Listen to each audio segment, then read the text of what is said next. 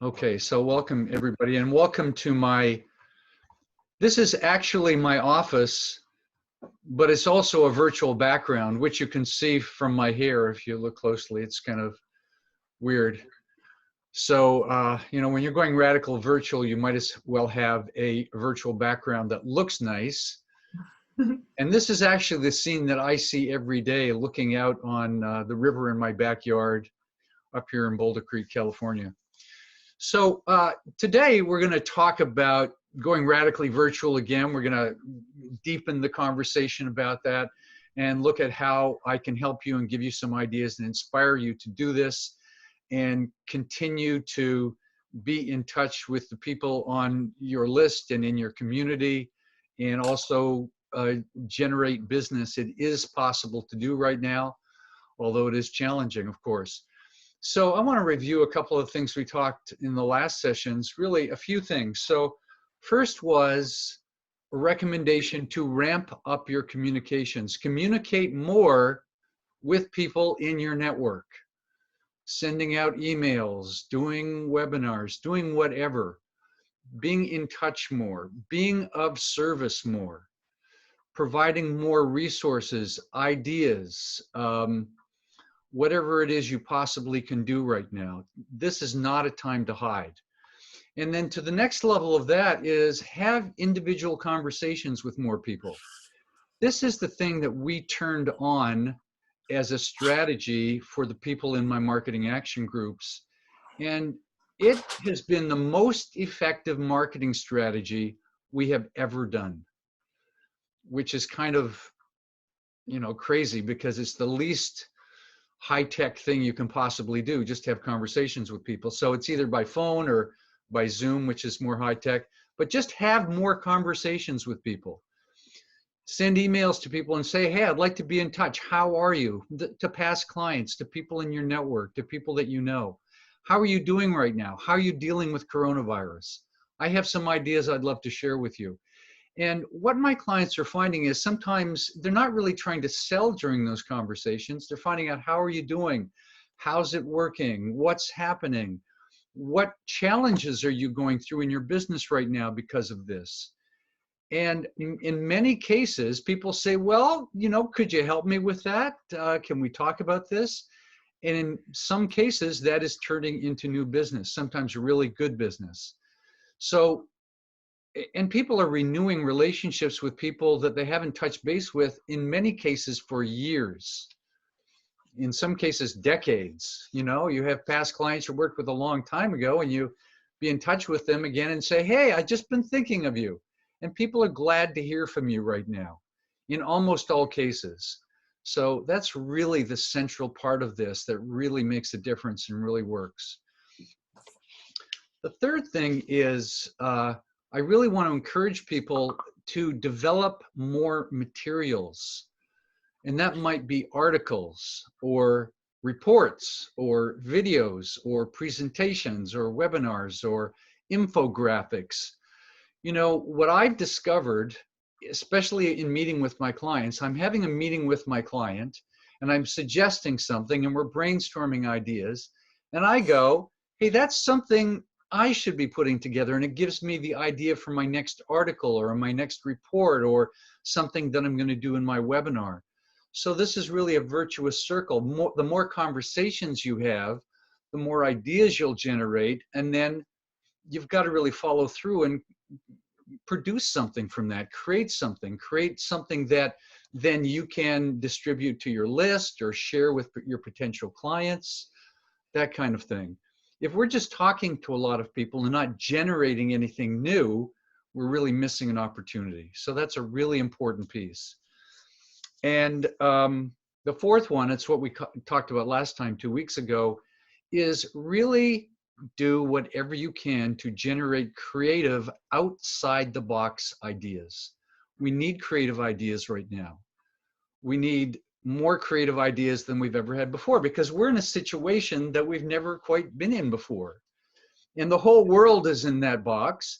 And if you look on Google or search in Medium or in YouTube and look for creative ideas, coronavirus, marketing coronavirus, there's hundreds, if not thousands of ideas. When I started to do a search 2 months ago, there was just a little bit.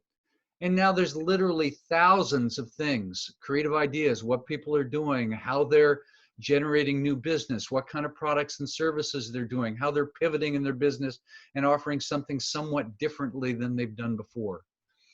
So that's what is really necessary, I think.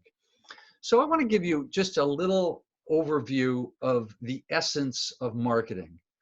And then I'm going to have you guys share about what you're doing. So the essence of marketing is communication. Marketing is 100% communication. If I've said this once, I've said it 100 times or 1,000 times. And if we're not communicating, we are not marketing. Hence the things that I just talked about. Those are all communication strategies, right? But what is marketing? What really is marketing? Well, marketing, the substance is communication, but what marketing is, and if I could pass a law in the United States, I would ban the word marketing and I would change the word marketing to 2 words and I would say business relationships. Marketing is creating and nurturing business relationships. That's really what it is. We think of marketing as putting out flashy stuff that people see and then they buy stuff. And, you know, for self-employed professionals, that really doesn't work that well. It's really getting to know people, having people get to know you, building that relationship over time.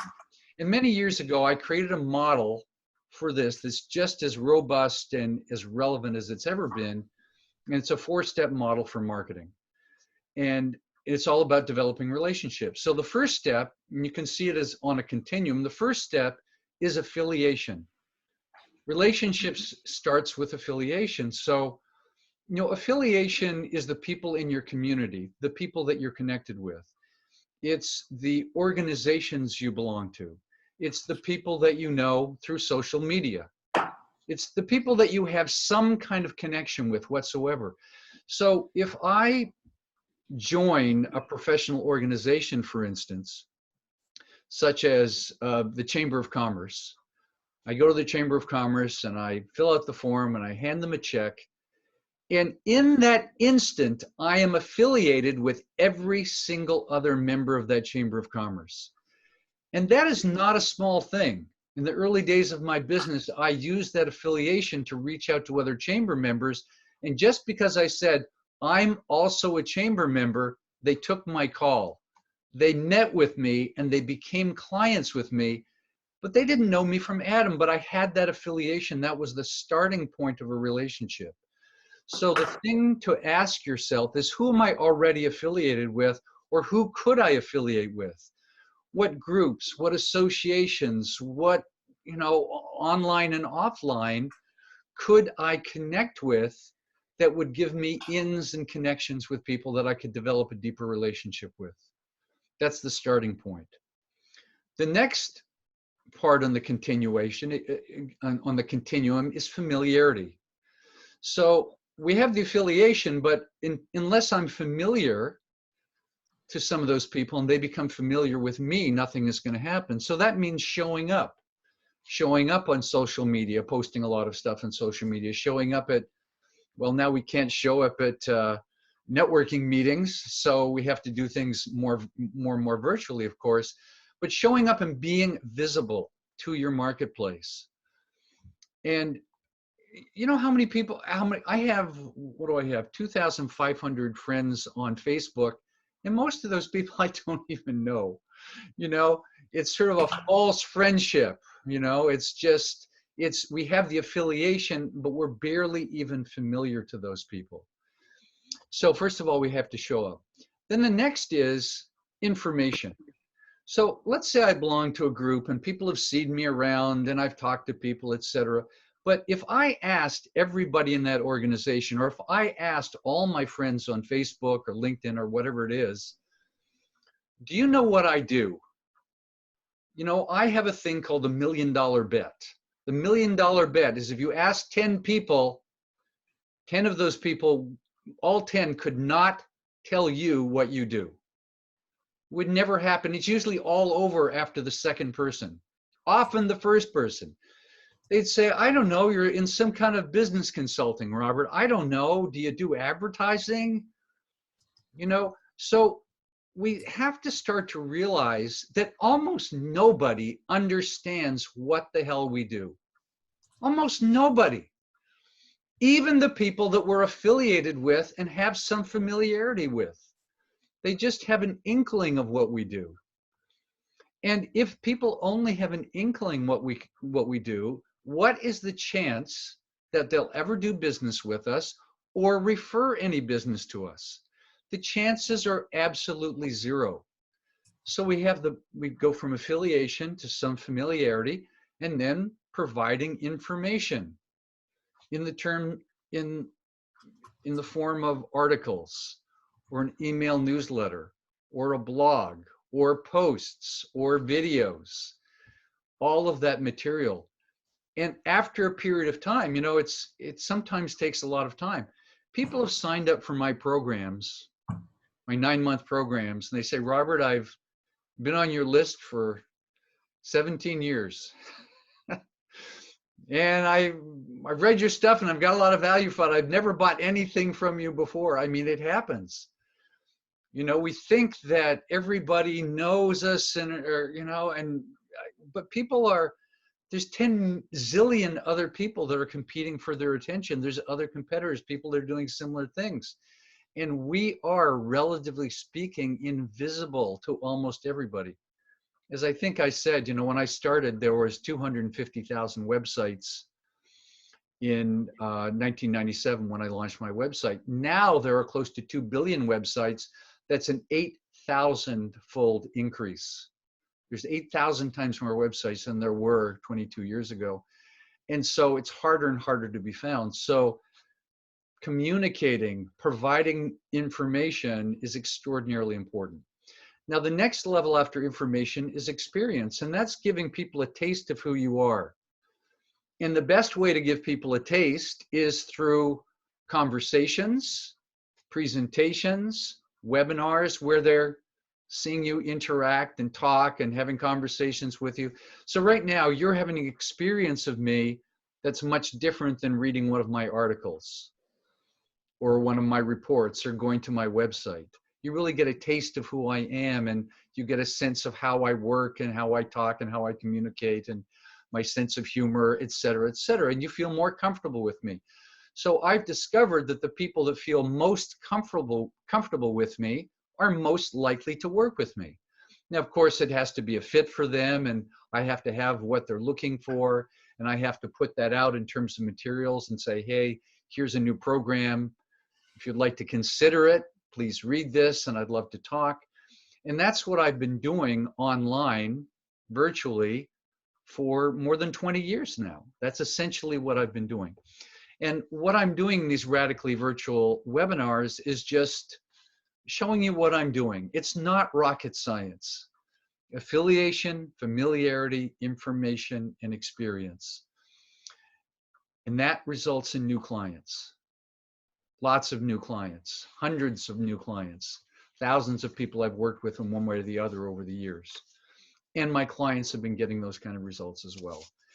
The difference between this and working with me or with a program, one big difference. I kick your ass and make you actually take action. That's the big difference, It's not the ideas. The ideas are simple. People think, oh, these ideas in marketing are so complex. Not really. In fact, over the years of working and after reading hundreds of marketing books, I've discovered that marketing is simpler than I ever thought. It's communicating clearly. It's creating relationships with people. It's having conversations and exploring if I can help them. But doing that, people have a lot of resistance to, and they sit back and sort of wait for the phone to ring.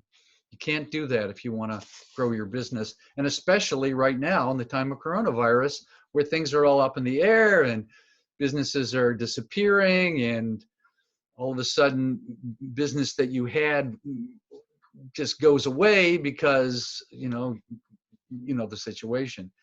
And so you have to be marketing more. You have to be more visible. And the people that are marketing more, that are more visible, that are really out there, that are providing service, that are implementing creative ideas are going to have more success than those who don't. So what I'd like to do is, you've been on, this is the 4th webinar that I've done like this in the last month and a half. And I know some of you have been taking action. And I got an email yesterday evening. In fact, someone says, hey, this is what I'm doing. And I got a new client this way, and I'm really excited. So I'd like to hear from some of you. I'd like to hear from some of you and, just what are you doing right now? What's working? What's happening? Validate what I'm saying, please. What is working in your marketing right now? So you could just put up your hand, or you just shout out and share something.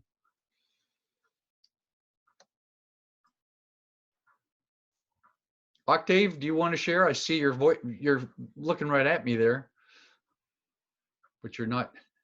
Hey, Robert. Wait, someone else first. Sandy.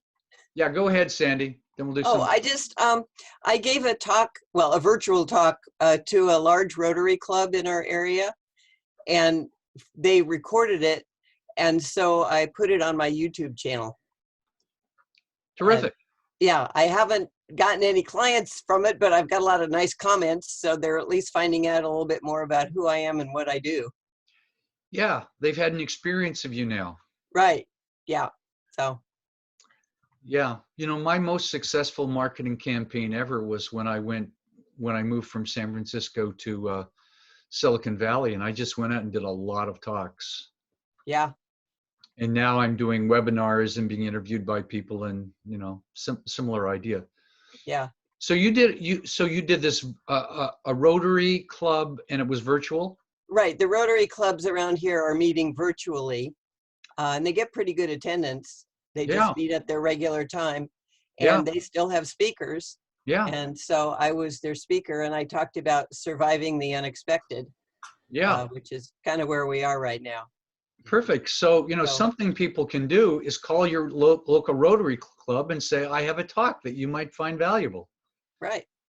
And there's even an advantage. When I spoke for Rotary groups and Kiwanis groups and stuff like that at lunch, they'd have the general meeting and they'd serve lunch.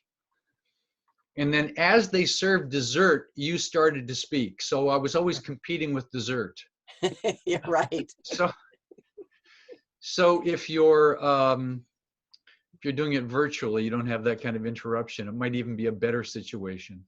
Yeah, it was great. I could look at my notes more too, which was handy because I wasn't in front of the group. I was virtual, so I could look at my notes. Exactly. So I'd encourage you to look for more opportunities for more talks like that.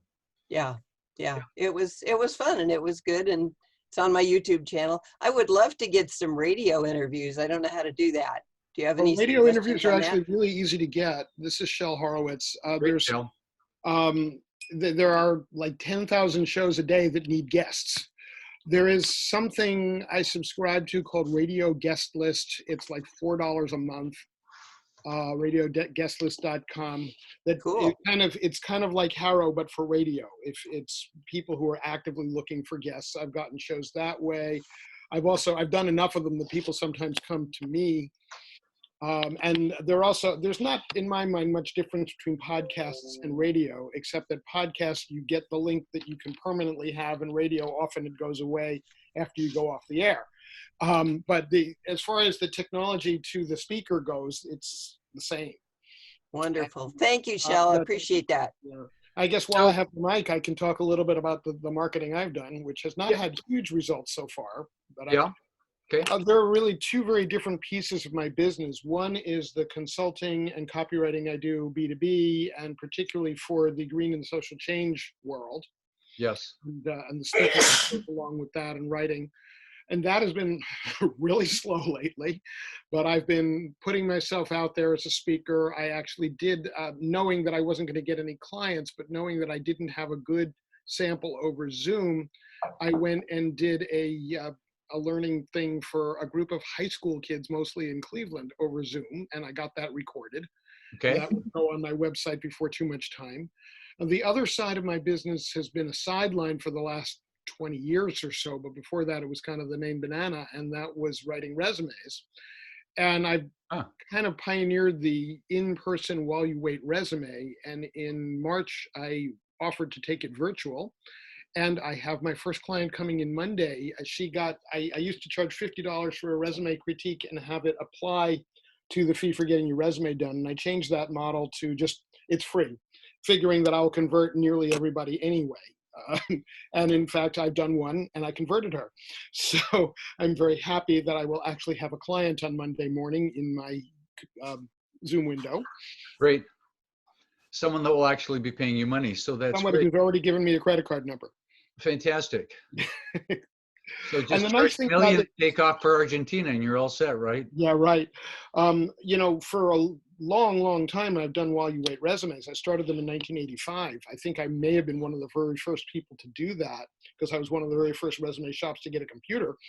And I've always done it for people who are local to me. I've done some non-while you wait resumes for far away clients. But here, my market is suddenly the entire US and Canada as opposed to 50-mile radius. Yeah, exactly. You know, that's what some people are finding. I have a friend who's a musician and she is doing virtual concerts. Mm-hmm. And all of a sudden their audience is all over the country instead of just in Los Angeles.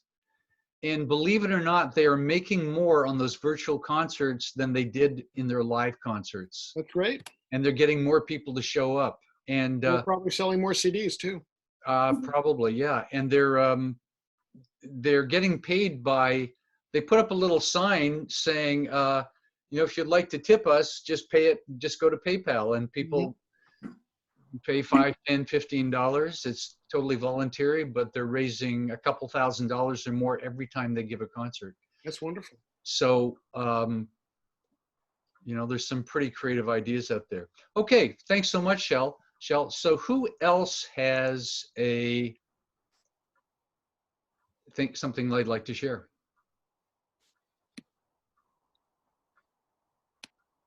Don't all go at once. I do. Yes.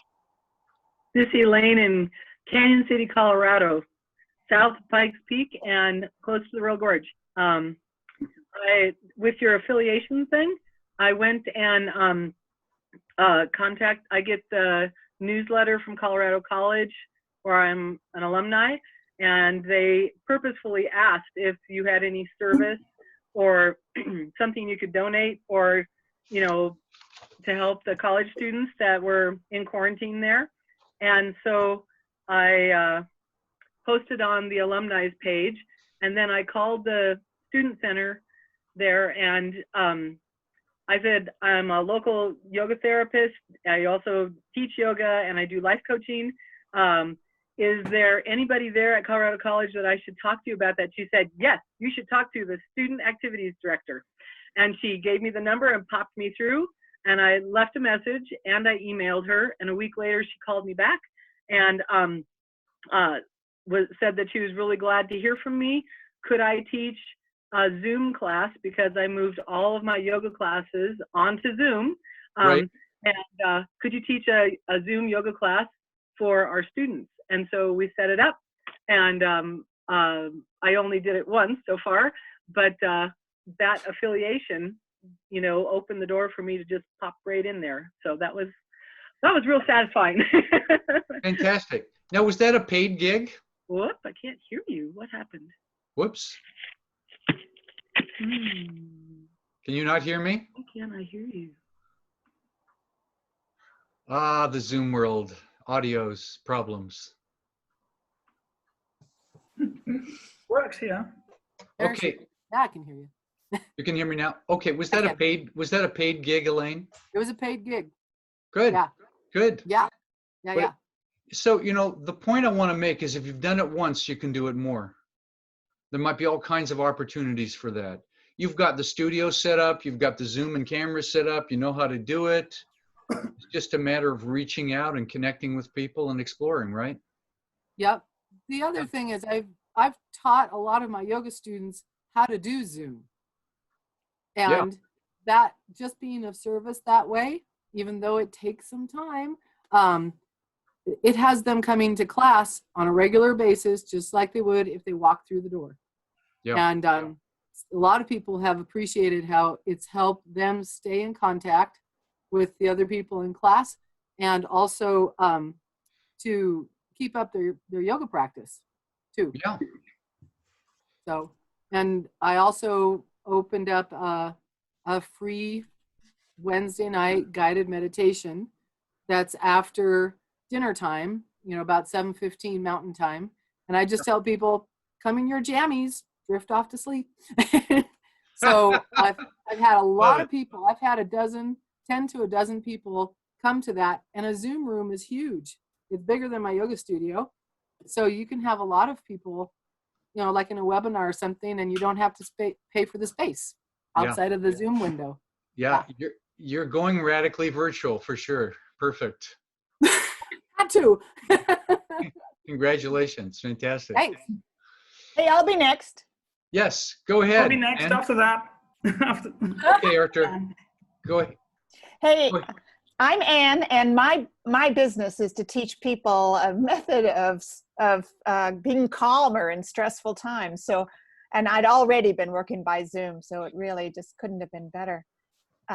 We were well positioned, but I was also extremely tense and stressed when we sheltered in place in this area, which was around mid-March. So I have a small staff of part-time assistants, and they and I decided, just to help ourselves feel better, we wanted to give away a free webinar to just support for stressful times. Right. And sent out the word to our email address. And we had to up our Zoom membership from 100 people in a Zoom meeting, in a Zoom webinar, to 500, because we had so many people wanting to come to that. And then it felt so good that we said, okay, let's do it weekly.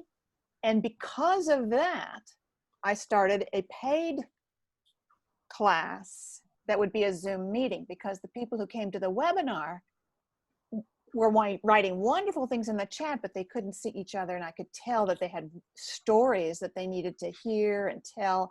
And so we created a class that people paid $75 for to meet 3 times. And it's made, $4,000. We're going to do it again. Great. Just feeling the need that's there and meeting it for free first, and feeling like it helps me too. Yeah, that's such a good example. So, and by offering something free at this time, you got a bigger response than anything you had ever done. Yeah.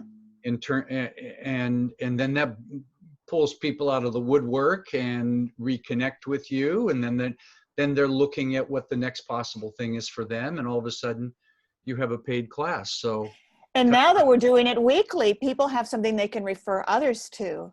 And then they feel like they're being generous, and they can say, yeah, we've got something that helps you too. So that's also really great. So the word of mouth spreads. Yeah.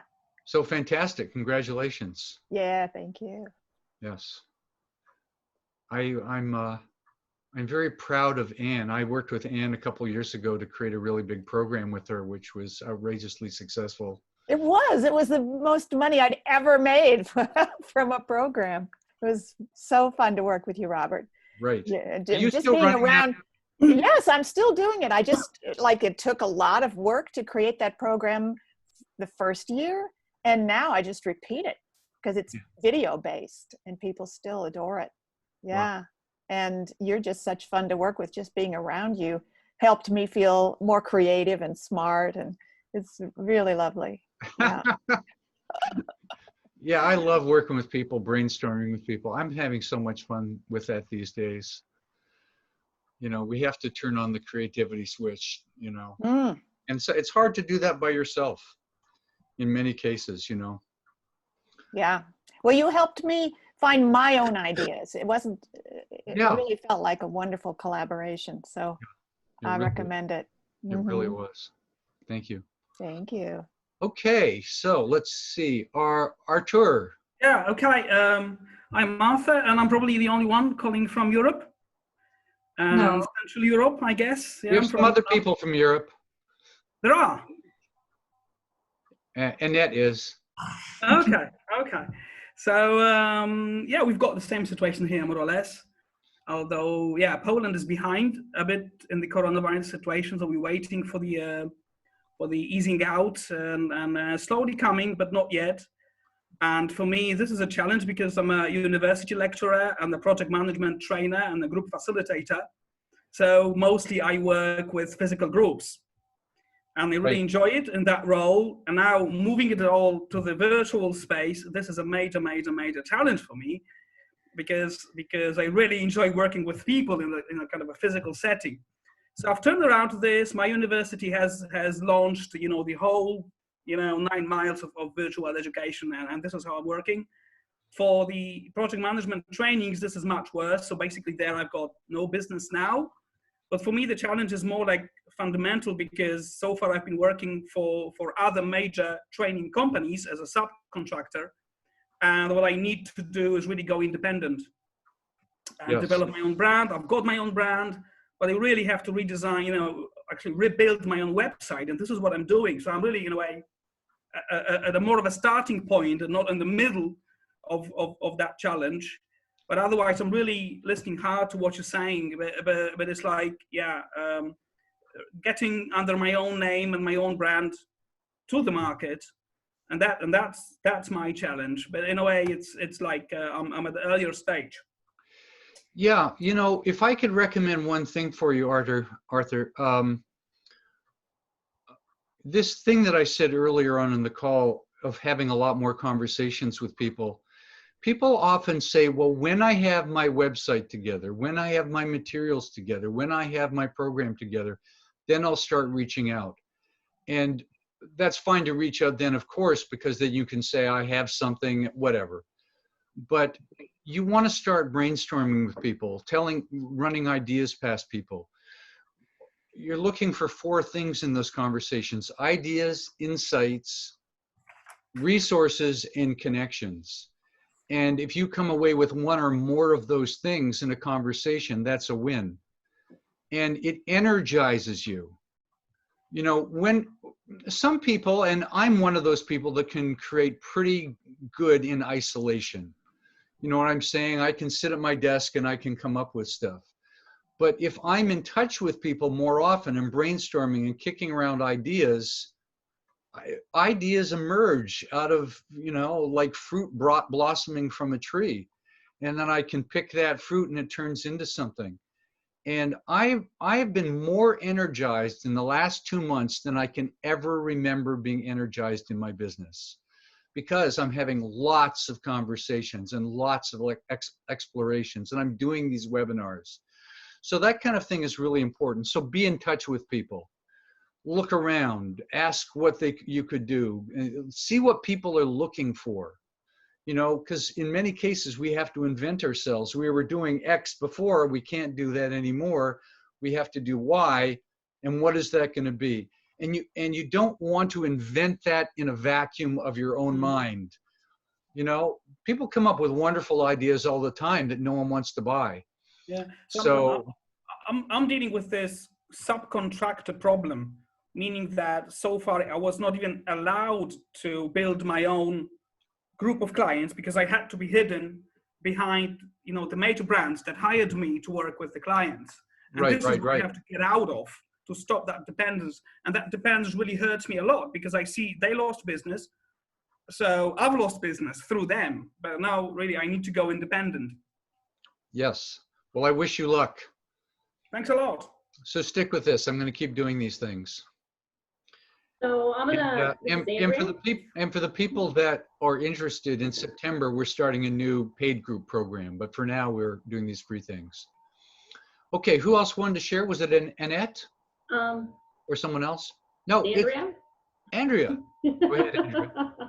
Well, I was laughing at Arthur's, if I say his name right, experience, because one of the things that I learned is, depending on the nature of your services, to go back to your older clients, because the pandemic may be changing how they're looking at themselves.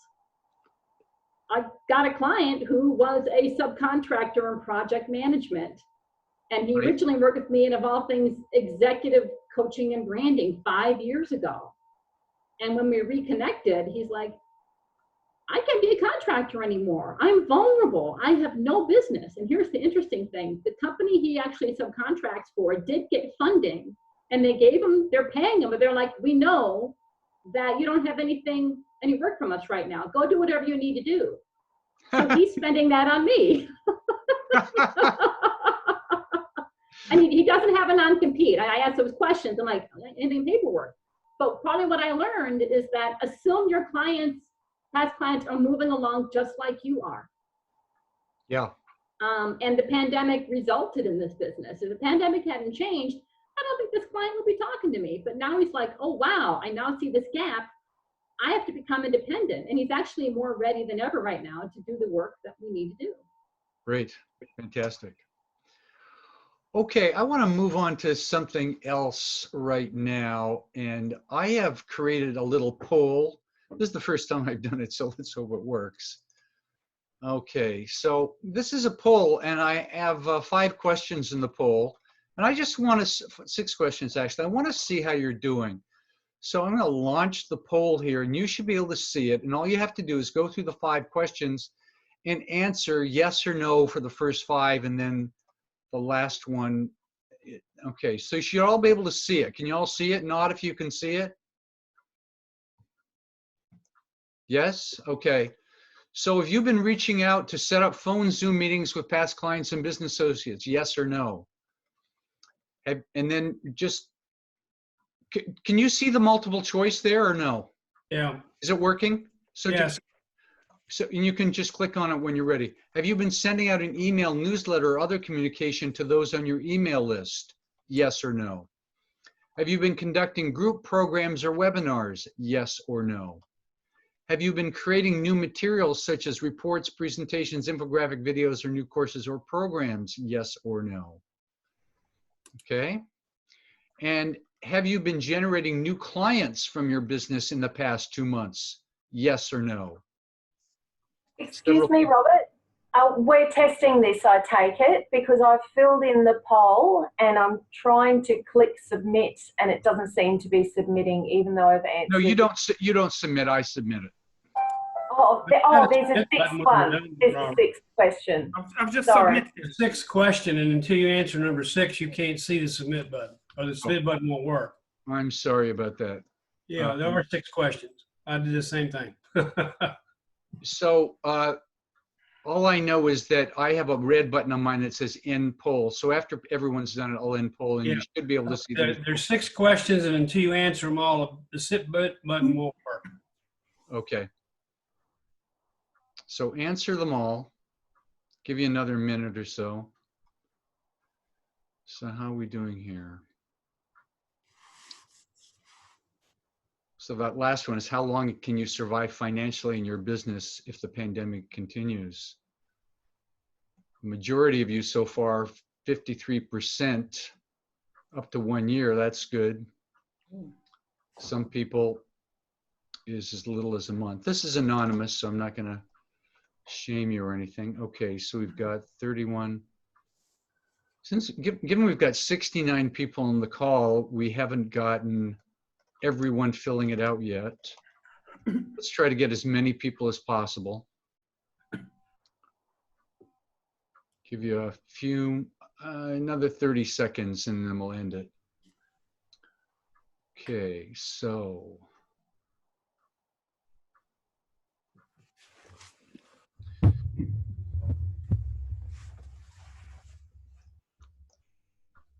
What poll software are you using? It's built into Zoom. And I just learned how to use it yesterday, and it's pretty simple. Built right into Zoom. Yeah, Zoom has all kinds of bells and whistles that I didn't even know they had. Does that take the pro version to get that, or is it in the basic? It's in the basic. Oh, really? Cool.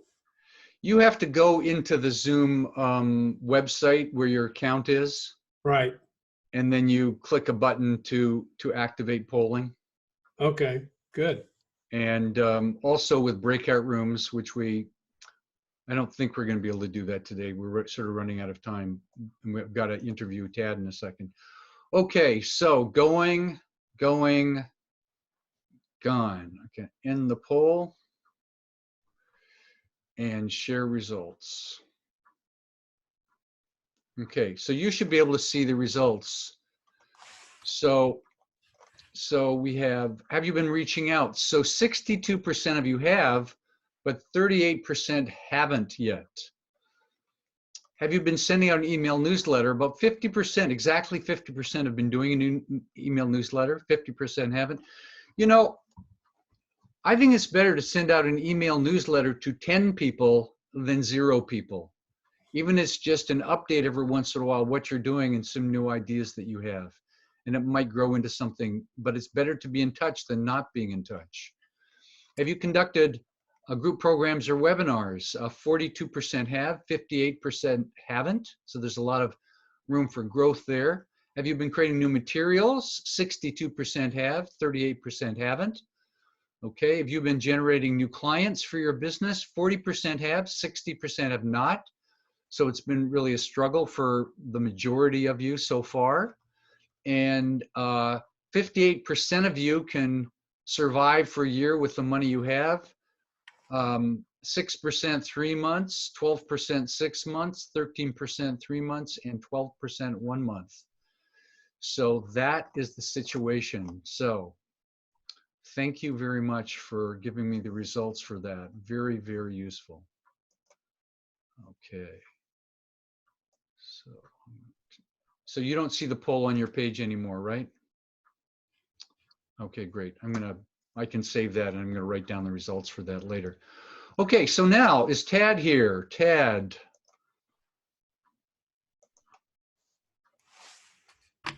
Where are you? I'm here. Okay, so. Can you see me? You're in the dark. You're really dark, Tad. Perfect. Okay, there you are. Gotcha. So I'm going to do a little informal intro for Tad. So Tad Hargrave is a marketing consultant, a coach. He's a workshop leader. He's a social media maven. He posts more interesting stuff on social media in a day than most people do in their lifetime. Seriously. He's also a fellow Canadian. I don't know if you know, I'm also Canadian. I didn't. Tad, I used to live in Calgary, in fact, the last place I lived in Canada before I moved to the US.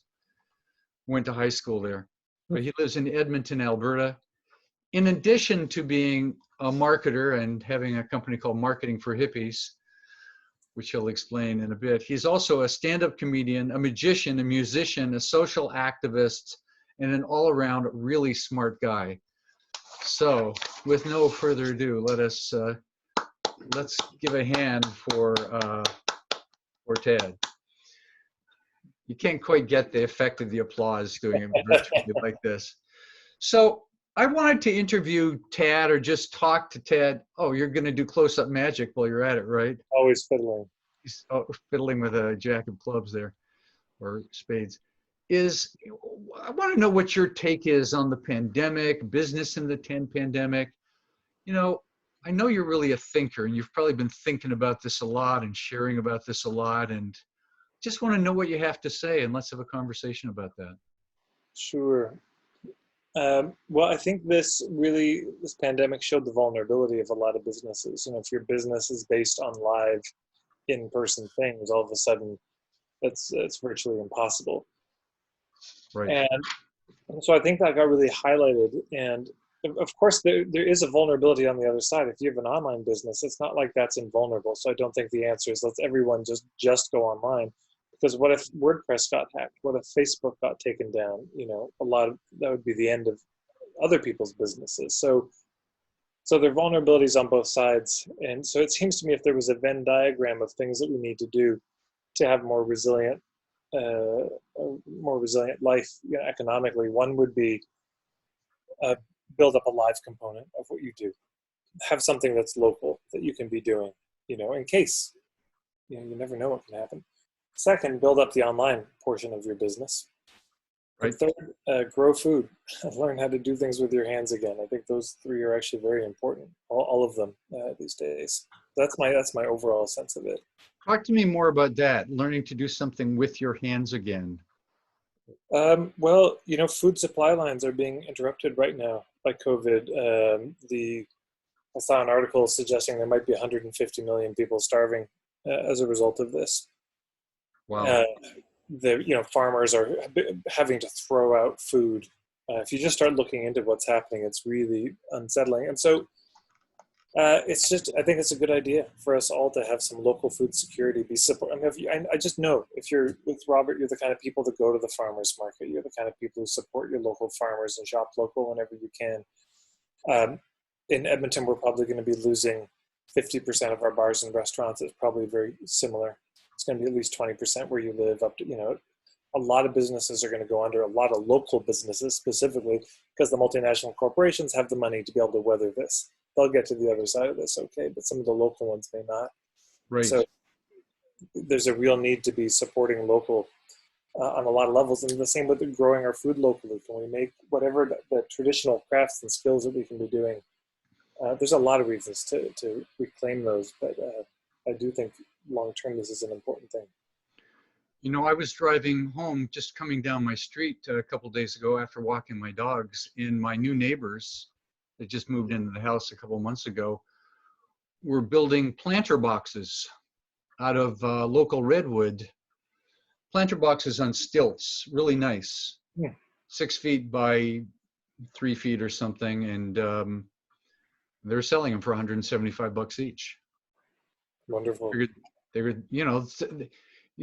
going to discover markets for things that we didn't even realize that there were markets for. Amen.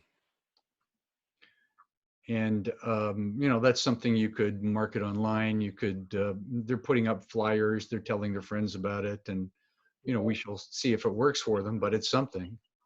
And the more of these businesses there are, the more of the businesses there will be. You get this ecosystem. Somebody teaches a permaculture workshop in their local community.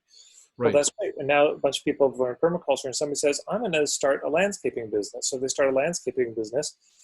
The old joke is, how many permaculturists does it take to change a light bulb? Well, 14. One to change the light bulb, 13 to teach a workshop about it, because that's the only niche that these people can think about in permaculture is teaching it. But Right. So somebody says, I'm actually going to do the landscape design.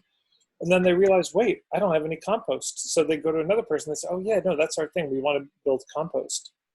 Right. So just from from one person starting a business, you've got 2 other add-on businesses, and of course you could go like a web in a lot of directions like this. Yeah. And Robert, I'm wondering if I can. It's true for any economy in a way, right? I mean, the web started, and within, I don't know how fast it was, less than a year, I was creating websites. Yeah. That was a whole industry that came out of nothing. And then, graphic designers, and then programmers, and then classes for it. It's kind of endless. But now, yeah. And it's, this is why when people talk about competition, it makes no sense to me. It's just getting more diversity in the ecosystem. So if somebody comes in and they seem to be stepping on your turf, I would just invite you to step back and get more curious, and maybe even meet with them and talk with them and say, okay, what do you do? What's your deal? What are you passionate about? Great. I don't want to do that stuff. You do that stuff. I'll refer to you. So there's actually a chance for a truing and a refining of what we do. And this actually ties to the online business thing, because this is probably an important thing. When we talk about going online with business, I call this the inverse law of geography, meaning the narrower, the smaller the geographic range you work in, the broader your niche will probably have to be. You can't, in a town of 50 people, specialize only in lower back pain, because only Barry has lower back pain. So you're hooped. Yep. Unless Barry hires you every day. But when you're on the internet, if you go really broad geographically, you have to narrow. And so I think this is one of the things I've been seeing, Robert, with a lot of my clients they were in a small town, they were getting away with being a generalist. They were getting away with doing a number of things. But when they start trying to go online, you can't do that. I mean, you just consider everyone. Consider the insanity of somebody saying, yeah, I live in a small town. I'm the only life coach. And so I'm going to put up a website. I'll be a life coach on the internet. This makes no sense. So you have to narrow much further than you probably think you do. This whole business of, you know, how these kind of people struggle with this kind of problem, I help them get this kind of result, that classic formulation. That's got to be tight. It can't just be, I help people struggling to have better results in their life. It can't even be, I help unhealthy people be healthier. The narrower you go, the better this is going to work for you online, because I promise you there's so many other people basically saying they're doing the same thing. Yeah, you know, it seems to be counterintuitive because, well, people that aren't too familiar with marketing think, right, I want to be everything to everybody, but you can't be that. You know what my brilliant message was when I started my business? It was, I'm a small business consultant. So what the hell does that mean, right? And then I started, you know, marketing for small businesses, and then it was small service businesses, and then it was small professional service businesses. Now it's B2B professional service businesses. Yeah. So for my programs, you have to be selling to a business in order to be a client of mine. You can't be a massage therapist. You know, there's other people that do that. So by the way, I was looking at your website today, and you know, you have a particular kind of niche for a particular kind of client, and not only that, but a particular kind of mindset in psychology. You know, conscious business owners who are blah blah blah, etc. And when you read that, if the right person is reading it, they get a "that's for me" response. Yeah, he seems to be speaking to me instead of speaking to everybody. We want people to look at our website, our homepage in particular, I suppose, if they're stumbling across it the first time, and to say, that's me, not that's nice. You know, because people look, oh, that's nice. Oh, that's good somebody's doing that. But your ideal clients, you want them to recognize themselves in what you've written. And Robert, I'm wondering, I made some notes from what you were saying earlier, and I'm wondering if I can just riffle off a few quick things here. Yeah, sure.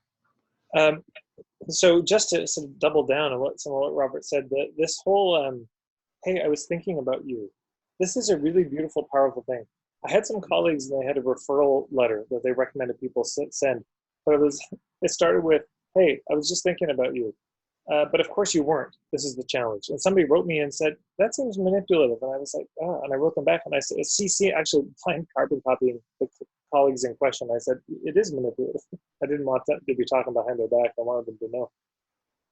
So that created some awkwardness with me and my colleagues. But, you know, to pretend you were thinking about somebody is no good.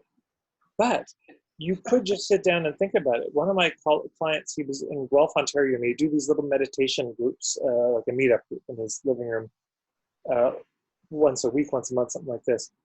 And he said, Tad, I feel so awkward pitching my stuff afterwards because we've just been in this very sacred space, and then to like bust out the posters or brochures, it just feels so off. And I said, well, you know, you have to trust your sense of what feels right. I said, but what I would do, because there's only 10 or 12 people, you'll have a list of the names. Afterwards, just sit and take 1 minute and meditate on each name. And ask yourself, is there any way I could be useful to this person? The answer might be no. There's nothing there. Yep. The answer might be, there's a really funny meme. Oh, this would be perfect for them. I should send them this or this video. It has nothing to do with your business. But the honest answer might be, I think they would really, when I think about them at my 10-day retreat, I get so excited. And then that's what you send them. You say, look, I was thinking about you afterwards. I was kind of meditating on the people who were there. When I thought about you, I thought about you being at this 10-day thing. I just got so excited. I don't know if this is a fit. I don't know if it's good timing. I don't know if you have any interest at all, but this is the link. If you have any questions, I'd love to talk with you about it. I think this might be really useful for you. Yes. And then it's so human. And so you could do this with your Facebook list. You could be going through your phone. You know, the people you've texted in the last years. You could be going through whatever contact list you have, you know, your email list, the Facebook groups you have clients in, and you just take a minute and you pause and you just, I mean, literally, it could just be 30 seconds. Yeah. But something may come up, and then it's genuine. You see what I'm saying? Then this isn't a contrived, just thinking about you, trying to give you the sense that you're more important to me than you actually are. And also what Robert was saying about creating content.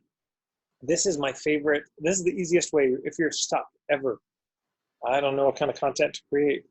Just try this. Every day, at the end of the day, just think, what happened today? What was an interaction I had with a client or a colleague that would make a good video or a little blog post or Facebook post? There's almost always something there. Something you noticed, something you learned, something you saw, something that went sideways. That could be a good story. That's something personally that happened in your life. Yep. And then there you go. I mean, if you just wanted to every day, you could just set aside 15 minutes. The first 5 minutes is just trying to think about what the thing is. Next 5 minutes, record the video. Next 5 minutes, upload it. There you go. You've done a lot of those little videos, haven't you? Well, this is actually the next thing I was going to say is there's a beauty and a benefit to developing a back catalog. People will take that because I think that's like 500 videos on my YouTube or something. And somebody's asked me, well, do you get clients from that? And I say, well, if you think about it as this linear thing, no. But what I'm doing in part is developing a back catalog. You know, you discover a band, oh my God, I love this band, that song, and then you realize that album, and then, you know, you're in heaven now because there's more music. So you're doing that. This is what I'm trying to do. And there's a lot of benefits to developing all these blog posts, articles, videos, podcasts, whatever format you go with. And part of the benefit is, and I've been discovering this in my teleseminar sometimes, people will have a question and I think, I've got a video that answers this. So I'll just grab the link and I'll send it to them. Exactly. Yes. You know, and so what happens, sometimes certain people, I just finished my 30-day Marketing for Hippies 101 program. And there were people who got 10 videos from me in a thread. I was like, there's this. So, you know, if you think about it, they got an hour of coaching from me on their issue. And I spent 5 minutes gathering those videos. So not a lot of effort for me, but a lot of value for them and no cost. Like I don't have to spend that hour. And then you can also in YouTube, you can organize things into playlists. So I could, and I've got some videos I collected that I'll send to you, Robert, you know, if you want to share them. But sure. Like for hub marketing or niching, I've got all these playlists. And so then you can actually get the link to that playlist. And let's say you meet somebody at a networking event. I mean, this is just pure Robert Middleton stuff, but you meet somebody at a networking event and they say, oh yeah, you know, I'm just really struggling with my niche. It's just really hard, you know, I know it's important and I just keep not being able to do it. And then you say, oh, and when you get home, you have 20 videos about niching and you send them the link and you say, look, here's the 2 videos I think they're most useful, but these are all some videos I have on it. I thought you might find it of value. The credibility you have is just so utterly deepened. And now they've gotten the experience of you, both in person, but through the videos. And then what happens is instead of somebody calling you to say, kind of convince me to work with you, they're calling you and saying, how do I book time? Yeah. Because the trust and the credibility is already, it's already there. And there's 2 little wins I want to share of since you're all sharing your wins. Okay, one is every Sunday I've been doing a Sunday school. So just for an hour, it's free for people to call in during the COVID time until the end of May. I've got it. And it's been great. There've been 20, 30 people showing up. It's free. And again, I'm just giving people links to a lot of videos, free coaching, get through as many as I can. And it's felt so delightful. And like Robert's saying, I've been having so many ideas. People ask a question, like, oh, I don't have a video. I should have a video for that. I'm recording them. And I'm thinking actually starting in June, I'm going to keep doing it because I'm loving it so much. But it'll be probably pay what you can or something. And the money's going to go to support some Indigenous activists. So every month I'll probably pick a different Indigenous activist whose work I admire. And that'll be the pitch, is just saying, look, everyone, whatever you give today will go to support the good work of this person.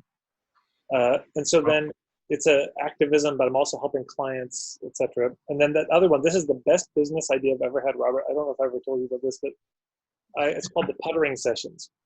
Yes. Okay. So something that's true about me is I function very poorly in a messy home. Yeah.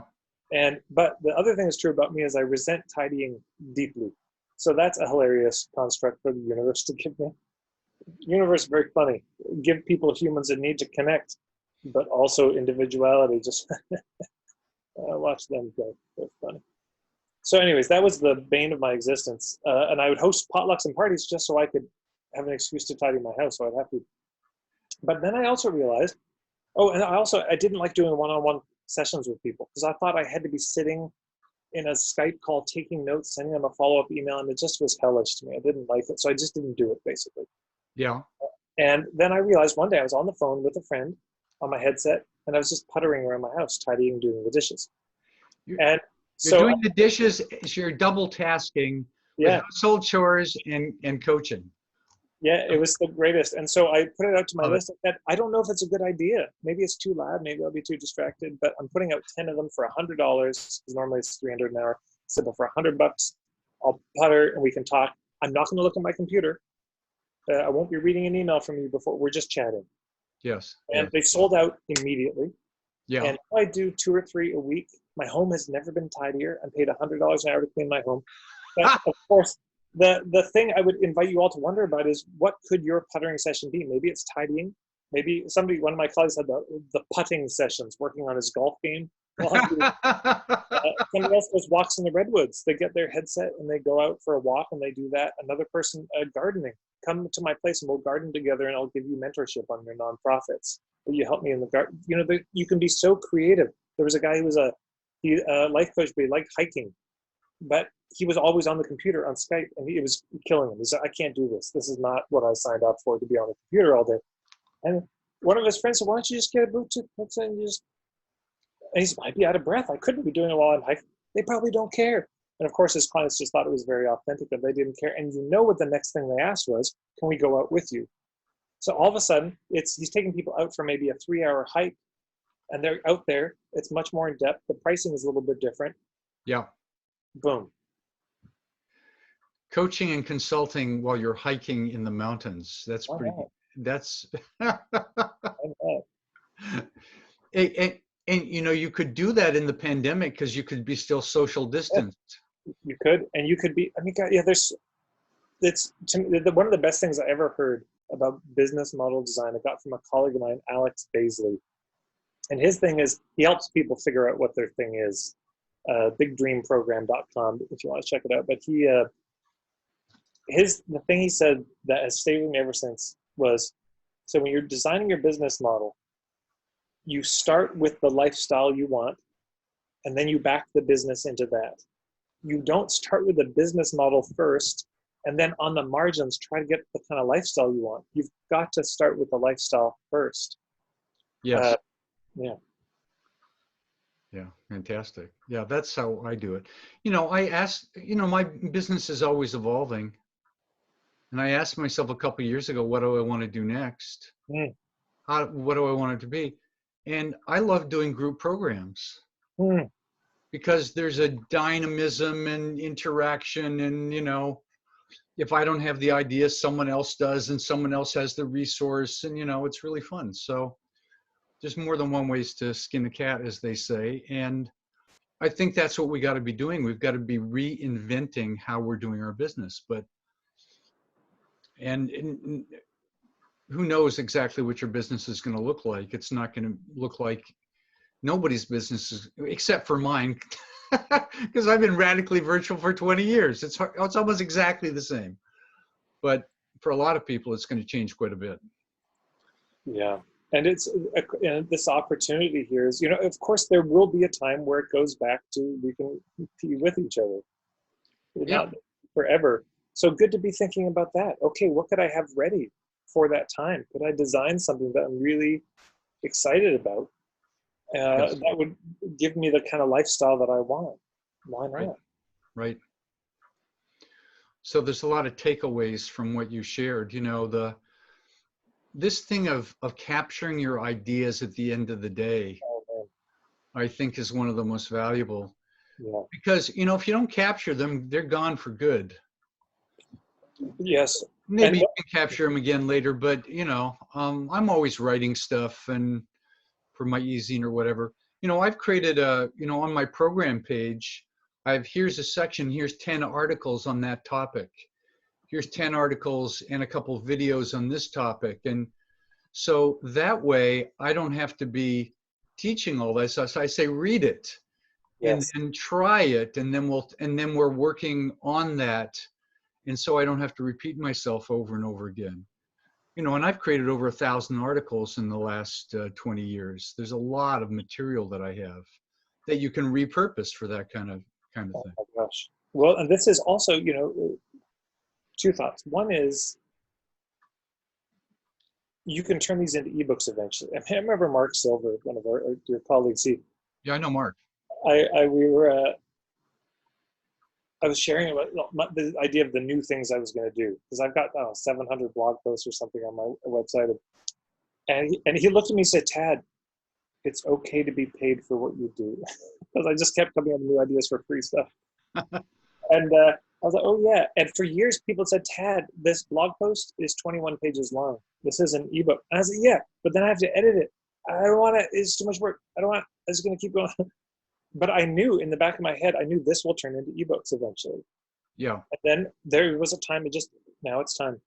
And now I've got 13, 14 ebooks, and they're 100 to 200 pages each, dense, content. So there's a time when you can harvest these things together and put them together. And the other thing is, what is the best content that we can share? The best content we can share is probably not theory.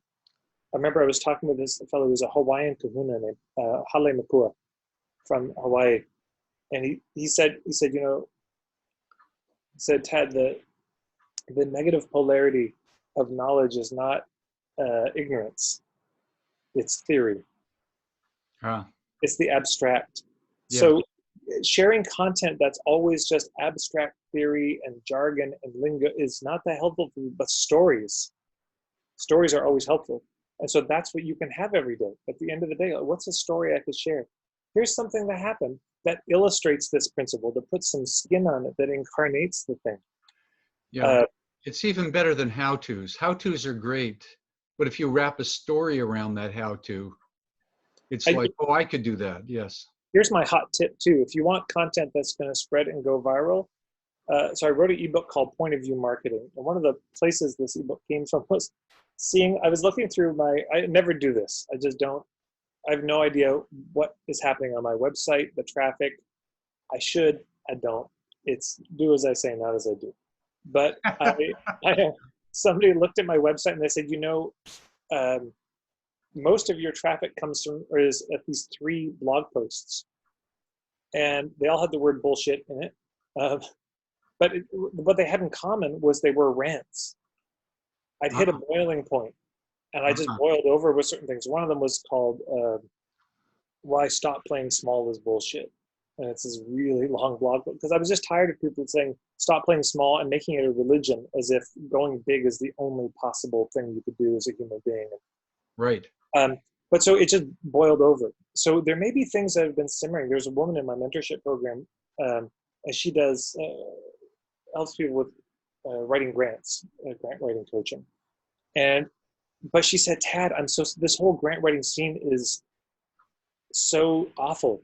We're waiting for billionaires to save us. There's a dwindling pot of money and more need in the world. And this whole industry is not corrupt, but it's so bankrupt morally, and the whole thing. And how can I be teaching people to write grants better when the whole system, and where they get people to write a grant, and it takes them so long to do it when they could actually be doing the work? Anyway, she was so frustrated. And I was like, you should write your list about this. I think they'd dig it. I couldn't confess that. I couldn't say, how could I have any integrity? I was like, you think I'm like Captain Capitalism? You think I'm just like a fan of everything capitalism? I teach marketing. I get it. And so she finally, this took her months to get it was part courage and part she just snapped one day. And she sent that email to her list with a bit of the story. Here's what's happened. This just happened. I saw this. I'm sick of this. We have to name this and call this out in this whole industry. And she got more response to that email than anything she'd written for years. Yeah. And this isn't a tactic to cynically use. Like, how can I feign outrage at everything? It's just every once in a while, there'll be something. And I just promise you, if you feel it deeply and strongly, you are not the only one. Yeah, you'll see articles on Medium, for instance, that have hundreds of thousands of views or claps, and often they're really long rants about something and deeply felt, and it's like you get something from that. People are looking for that. People are not looking for superficial stuff. Well, some people are perhaps, but if you really want response, and also it builds into the whole relationship thing. When you write something like that, they feel they know you, like you, and trust you more than here's the 3 steps to blah, blah, blah. It's kind of boring. People, and people need three things when they're in pain. This is my sense of it. And these three things in this order.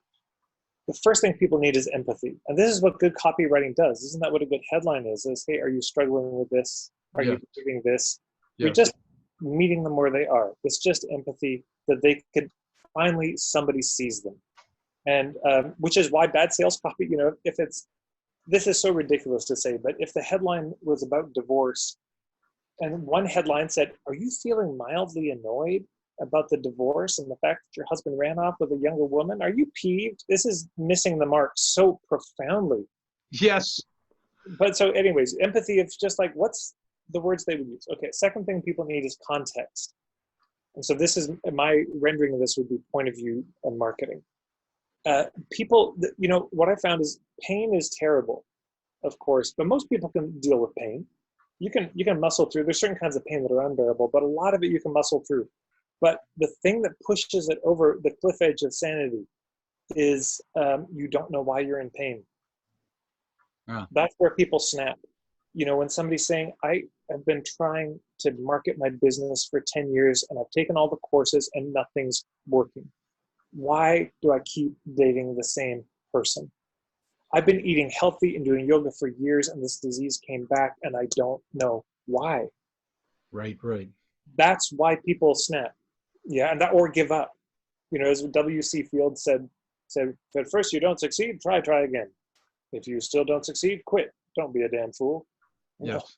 So if you don't have the context, you don't know why, you quit. Of course, don't throw good money after bad. And the third thing is people need guidance. It's not just enough to know, okay, here's the diagnosis of where I'm strong and where I'm weak. Then people need advice of, okay, how do I translate that understanding into my life, my business, my relationships? And that's where they hire us. You know, the context is mostly, I think, what we give away for free. Here's how I see it. You're, you know, to use the popular metaphor, you're on island A, you want to be on island B. Well, here's why I think you're stuck on island A. And here's what I think it really takes to get you there. This is my opinion. And this is, if you'll indulge a small little rant here, I think the purpose of a live intro workshop or a sales letter or anything, and you know, I got to credit Jay Abraham with this in a bit, because I think his sales copy was so good. And one of the reasons Jay Abraham's sales copy is so magnetic and good is because he educated, he taught, he shared a perspective when he wrote. So if you can imagine this, okay, I'm just going to grab a book here. Three things that we need in marketing: relevance, credibility, value. Relevance is just the empathy piece. Is this, can they see themselves in it and say, that's me? Credibility, do I trust you? Value is it a good offer? You know, I pay this much, I get this in return. So you see this book, this front cover, this is the relevance. Yes. The back cover, that's the value. Guess what's in the middle? Everything else. This is the credibility. This is what I would say the point of view. So when I'm doing an intro workshop, I've been in some intro workshops, you know, the kind where it's a 2-3 hour, come learn about me, where I swear the first third is them just telling their story and trying to build empathy and sticking in the knife and twisting it around. And then the last third is the pitch. And there's this third where it's the content that's less than they promised. But what about this? What if you just, the title of the workshop did the filtering? You know they're the right people, and you just confirm that they're all in the right room. And that's, and maybe you tell a bit of your story if it's relevant. But what you're doing is not, I just think people put so much emphasis on the pitch. Like, how can I learn to be so good at doing the pitch? But consider this. Somebody comes to your intro workshop, and they're basically upright, you know? Maybe they're leaning in a bit towards you because they heard good things, or they're leaning out because somebody dragged them, but they're uprightish. At the end of this, ideally, they're leaning in or out. You know, there's a woman in my mentorship program who's a homeopath. And I said, well, what's a particular niche you're thinking about? She said, oh, autoimmune conditions for sure. And have you ever done a workshop on this? No. But she would spend 3-4 hours saying the same thing to every single client. So she started doing these workshops. And so then at the end of it, here's the thing. If somebody is leaning in and they say that point of view makes so much sense, I've never heard somebody lay it out like that. You know, like Robert's the four bases, those kind of marketing baseball thing. Yep. You know, somebody's leaning in, they say, oh my God. And not only does it make sense, now they can see where they are in it. They can, and it's, then if Robert, let's say, did the worst pitch in the world, he's having an off day, he's like, anyways, if you want to work with me, I mean, why would you though? Why would you though? It gets so dark some days. Anyways, if you want to work with me, to talk to me. It could literally be that bad. And people would still come up to him and say, Robert, you're having a rough day, but do you work with people? It wasn't clear. They will fight you through your awkwardness and your terrible pitch. I'm not saying do a terrible pitch, but as long as you're really, really offering that value. yeah, but if they're leaning out, I don't care how good your pitch is. You went to pitch school, you got your PhD in pitchology, and you give the best pitch, and the king of Pitch Town comes and gives you the crown because it was the best pitch, and I'm not worthy to wear this crown. It is your crown. That pitch was so good. It doesn't matter if they're leaning out, if they don't resonate or agree with your point of view. Exactly. Rant over. And with that, we have to wrap it up. Okay. It was great to have you as a guest. Thank you, Robert. Second here. Yeah, absolutely. Thank you. A lot of good ideas. So, you know, we'll have a recording of this. I'll put it up on YouTube and send it out on Monday. Wonderful. And Tad, I'm going to ask you right now. We got to get together and have some more conversations. I would love that. And brainstorm a little bit. I love Tad's mind. It's fantastic. He's got so many ideas and so much perspective, and he's created so much stuff. It's almost makes your head explode. So anyway, guys, thank you so much for attending today. I hope you found it valuable. I hope you've gotten some good ideas. I hope you felt a little bit inspired and you see that there's some new possibilities for your business even during the pandemic. I'm going to be here for a while. You know, I said in that silly thing that I sent today, 6 more weeks. Well, it's going to be more than 6 weeks. You know, the very first thing I read when I woke up this morning is government scientists say the pandemic is going to last for 18 months. Right. We're in for a long haul here. So we've got to click that creativity in and learn everything we can so that we can thrive and survive. If we do not innovate, if we do not try new things, if we just sit back and wait for things to change, we're going to be in trouble. But if we keep thinking and working and brainstorming and etc., we're going to see some progress. So thank you, Robert. everybody. Yes, Robert. Just got a text from the state of California is going to open up in days, not weeks. Yeah, but opening up is relatively speaking, you know, because some things will open up, but not everything, you know. I would be skeptical about anything that comes from the government. Very own, yeah, and especially in US. Let's not get into that. We have no idea exactly what's going to be happening. We should, we should hope for the best and prepare for the worst, right? And we'll see how it goes. Great program. You know, the worst thing that could happen is the pandemic ends and then we stop our marketing and we stop creating stuff and we got to, hopefully this will be, will ignite you to think, okay, I've got to keep doing this all the time. I've got to communicate more, build more relationships, have more conversations, develop more interesting things. If you really want to make the impact you want, that's the kind of stuff you've got to do. Okay, everybody, thank you so much. And put it on your calendar. The next one is going to be on Friday, I believe the 15th. We're doing these 2 weeks apart. So Friday the 15th. Okie doke. Thank you, everybody. Bye-bye. Bye-bye. Bye. Thanks, Robert. Hey, you're welcome. Thanks a lot, Rob. See ya. Thank you. Bye-bye.